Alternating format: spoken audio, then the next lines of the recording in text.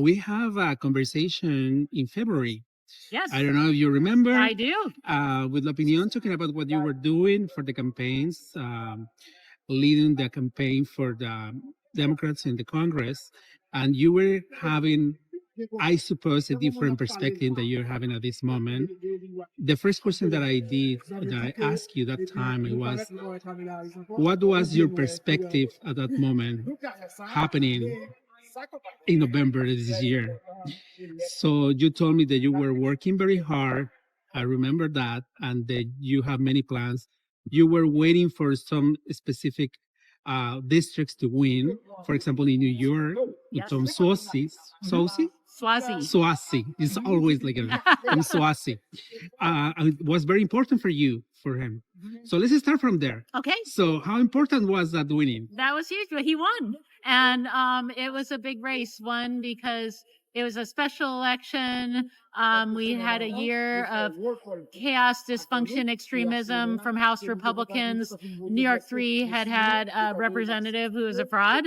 And this was an important election. And it was fought over some important issues that were critical to the community. And Tom Swazi was a strong voice. He spoke on the issues that people cared about. He was answering questions and talking to voters all day long. And he won. And he won because he was a strong voice for his district. He was talking to voters. And his opponent was hiding away. And he won big. So now he has to compete again. So Yes. What is going to happen there? How do you feel in this competition? So I feel good. The lines in New York changed a little bit since then. They had some redistricting adjustments. But Tom's in a strong position. He's one of our frontliners. So our frontliners are the folks who are running for re-election in our battleground districts. And so we have 31 of them across the country. They are all authentic, independent-minded, results-oriented leaders all across the country. They're doing a great job, and I think he's got strong support in his community, and that means good things in November. Is this part of the campaign from red to blue? So red to blue are our folks who are candidates who are running to flip districts or who are filling open seats. But because Tom is now a member of Congress, again, he was basically part of it, but he's not. So he is now part of our frontline program, which is incumbents running for re-election. So how is going the other campaign from red to blue? How is going? We have 30 red to blue candidates across the country. This is part of the campaign. They are all over the country. They're in New York and California and Iowa and Nebraska and Alabama. We have folks running everywhere across the country to pick up seats or to keep seats that are open seats where their current member of Congress might be retiring or running for a different office. So we have 30 of them across the country, and they are all doing well. They are outraising their Republican opponents. They are strong voices in their community, and they're running strong campaigns. So we need 4 more seats to take back the majority in the House of Representatives. We have 30 seats we're on offense on, and I think we have opportunities with all of those to help us take back the majority. Is there any district that you are worried for particularly or not special? I think we've always been running ahead. Even when we talked last time, we've had strong support. This election is really a choice between chaos, dysfunction, and extremism, or folks who are going to stand up to govern, who are going to work through hard problems, really fight for the needs of their communities, and fight to get things done. People like me came to Congress to get things done. We have Republicans who aren't interested in governing, and I think they're going to pay for it in November. What changed with the changing of leadership in the party? Because now we have VP Harris leading the candidacy for the presidency. President Biden was doing a different kind of job, and many things happened in between. So what is the difference between at that moment and this moment? Well, I think you could probably see it here.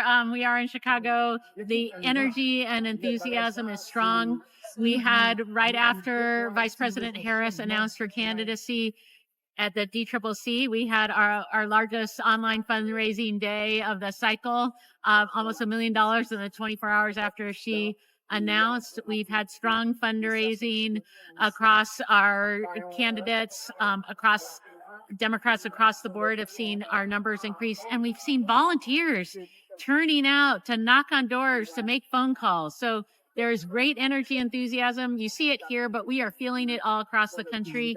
And we're going to work hard, take nothing for granted, work hard to turn out every vote, but we're going to take back the majority in the House, and we're going to have Kamala Harris as the next president of the United Do you States. feel that something changed in the different districts that you are working, particularly these 30 districts that are particularly important for you after the VP came as a candidate, or not? You can see this yet? Well, our folks were running strong, but I think when you have increased enthusiasm and energy, that helps get the vote out.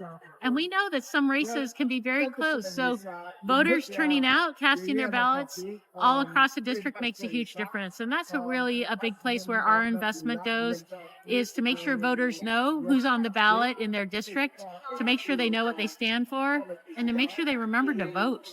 Because so many people stay on the sidelines. I think folks are energized. They're out in their communities. I think we're going to work hard to turn out the vote in all the communities and all of our districts.